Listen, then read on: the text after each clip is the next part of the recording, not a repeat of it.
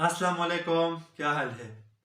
आज की वीडियो थोड़ी सी सीरियस है और स्पेशली ये वीडियो मिडिल क्लास स्टूडेंट्स के लिए है, क्योंकि मैं खुद एक मिडिल क्लास स्टूडेंट हूँ। तो मुझे पता है कि मिडिल क्लास स्टूडेंट किन हालात से गुजर कर यूके आते हैं और उनकी क्या क्या एक्सपेक्टेशंस होती है। ठीक है, सबसे पहले तो जब हम आते हैं पाकिस्तान से तो उस टाइम कोई लोन लेता है, कोई अपनी ज़मीन वगैरह बेचता है। ठीक है, तो बड़ी मुश्किल से आते हैं, लेकिन वहाँ पर हम एक हमारी एक्सपेक्टेशंस और हमारा ख्याल ये होता है कि हम यूके जाएंगे तो वहाँ पर हम अपनी फ़ी भी मैनेज करेंगे, स्टडी भी कंटिन्यू रखेंगे और साथ में जो पैसे यहाँ से खर्च किए हैं तो पाकिस्तान में वो भी बेचते रहेंगे। ठीक है, तो अब ये वीडियो में भी आप लोगों के लिए थोड़ी सी वो शॉकिंग हो या आप लोगों को ये बातें अच्छी लगे बुरी लगे, लेकिन है रियलिटी। ठीक है, अब कोई ये ना कहे कि मैं नेगेटिविटी फैला रहा हूँ या ये वो, लेकिन सिर्फ ये बात है कि आप इस चीज़ को जहन में रखें कि इस तरह होगा। ठीक है,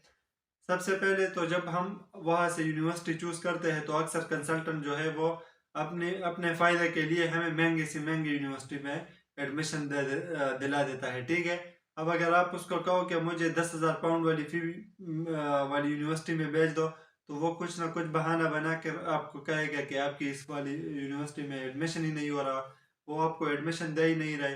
तो वो मुख्तलिफ बहाने बनाकर जिसमें उनको ज़्यादा कमीशन बचता है वो आपको उधर लगा देते हैं। ठीक है, अब उसने फॉर एग्जांपल आपको 12,000 13,000 15,000 फी वाली यूनिवर्सिटी में भेज दिया। ठीक है, अब यहाँ पर आप 15,000 फी का मतलब है कि आप ईयरली 15,000 पाउंड सिर्फ यूनिवर्सिटी को पे करेंगे। ठीक है, स्पेशली जो लोग बैचलर्स के लिए आते हैं तो उनको 3 साल या जो फाउंडेशन भी हो साथ, तो फिर तो 4 साल वो फी मुसलसल पे करते हैं। तो अब आप उस 15,000 को डिवाइड करें 12 मंथ्स पर, तो तकरीबन 1334 या 1400 पाउंड बनता है, इस तरह कुछ। ठीक है, ये हुई आपकी मंथली फ़ी हुई। ठीक है, जो आपने यूनिवर्सिटी को हर हाल में पे करनी है, मंथली नहीं करनी, ईयरली करनी है, लेकिन आपने हिसाब वही बनता है। ठीक है, आपने इतनी फ़ी एक महीने की यूनिवर्सिटी के लिए साइड पे रख देनी है, एक चीज़। दूसरी चीज़ यहाँ पर जो है वो आपके एक्सपेंसेस है मंथली। कम से कम आपका, अगर आप शेयरिंग रूम में भी रहे, अगर लंदन के अलावा आप कहीं और सिटी में रहे तो आपको 200 से 250 में शेयरिंग रूम पड़ता है। ठीक है, तो आप वो 1350 पाउंड के साथ 250 पाउंड अपना वो एक्सपेंस रखे, लिविंग एक्सपेंस। ठीक है, तो ये हो गया 1600 पाउंड। ठीक है, उसके अलावा आपके कुछ छोटे जो ट्रैवल के एक्सपेंसेस है, तकरीबन 50 से 100 पाउंड उस पर भी लग जाते हैं जब आप काम के लिए या कहीं भी जाते आते जाते हैं। ठीक है, तो 1700 हो गए। इस तरह कुछ और छोटे मोटे एक्सपेंसेस होते हैं यूके में, ये लाजमी बात है जो आपके होंगे।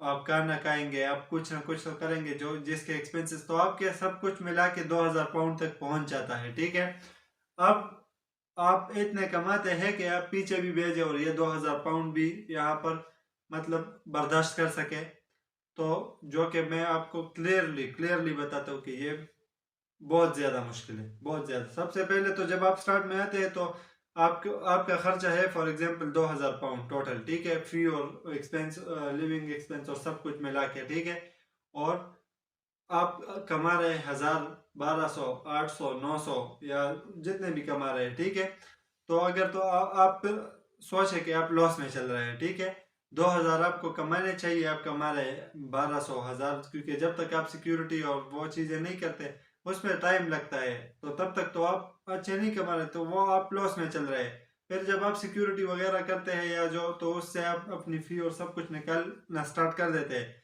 लेकिन फिर भी उसमें आप पैसे इतने नहीं बचा सकते कि आप पीछे पैसे भेजें। ठीक है, आप कितने भेजेंगे?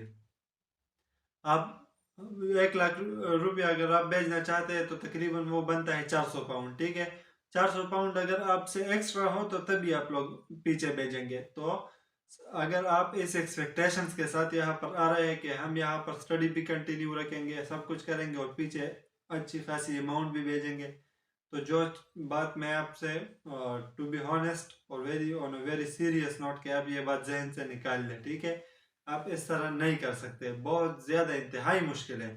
तो पीछे अगर आपके इस तरह के सिचुएशंस है तो उनको कन्विंस करें कि हम ड्यूरिंग स्टडीज़ आपको पैसे नहीं बेच सकते। उसके बाद आगे जाकर आपकी पीएसडब्ल्यू आने वाली है, पीएसडब्ल्यू लेके फिर 2 साल जो आप अर्निंग करें वो सारा आप पीछे बेच सकते हैं, क्योंकि उसमें आपको फुल टाइम वर्क भी अलाउ होता है और सब कुछ।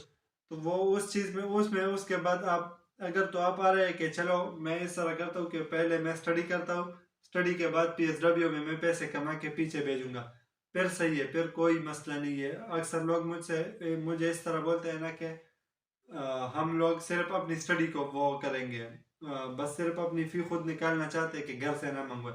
मैं कहता हूँ और बिल्कुल ठीक है, इस तरह आप कर सकते हैं, लेकिन अगर पीछे भेजने वाली बात आ जाए तो फिर यह बात है कि बहुत ज़्यादा मुश्किल है। फिर आप इस तरह करें, आप ऑस्ट्रेलिया या दूसरी कंट्री चूज करें। फॉर एग्जांपल कोई ऑस्ट्रेलिया में चला जाता है तो उसकी फ़ी जो है वो अगर वो कॉलेज में जाता है तो 10,000 पाउंड डॉलर उसकी फ़ी होती है, $12,000, ठीक है। तो जो यूके के 6-7 हज़ार पाउंड बनते हैं और वहाँ की वो भी मतलब अच्छी है, ठीक है यार, वेजेस भी अच्छे हैं, तो वहाँ पर फिर आप पीछे बेच सकते हैं। लेकिन यूके में आते मतलब यूके में जब आप आते हैं तो फिर ये चीज़ बहुत ज़्यादा मुश्किल है कि आप अपनी स्टडी भी पूरी करें और पीछे भी भेजें, स्पेशली ये बैचलर्स वालों के लिए। मास्टर्स वाले तो चलो 1 साल गुजार लेते हैं किसी तरीके से, 1 साल के बाद वो उनको PSW मिल जाता है, वो सारी जितने वो उन्होंने लगाए होते हैं वो भी कमा लेते हैं, एक्स्ट्रा भी अर्न कर लेते हैं। लेकिन बैचलर्स वालों के लिए PSW लेने के लिए 4 साल वेट करना होता है, 3 साल सॉरी। फाउंडेशन वालों के लिए 4 साल वेट करना होता है, जो कि एक बहुत बड़ी वो है। तो इस चीज़ को जहन में रखे भाई। बाकी इस वीडियो से आप लोग बिल्कुल डिसहार्ट ना हो, ये वीडियो डिसहार्ट करने के लिए नहीं है, लेकिन सिर्फ एक कॉमन सेंस वाली बात है और एक आपको समझाने के लिए ये बात थी, ठीक है, कि आप लोग अपनी एक्सपेक्टेशंस को लिमिटेड रखें ताकि बाद में आपको यहाँ आकर वो पछतावा ना हो और चीज़ें आपकी एक्सपेक्टेशंस के बिल्कुल ऑपोजिट ना हो, ठीक है। तो बस यही थी आज की वीडियो। बाकी मिलते हैं इंशाल्लाह अगली वीडियो में, तब तक के लिए इजाज़त दें। अल्लाह हाफिज़। चैनल को सब्सक्राइब करना ना भूलिएगा।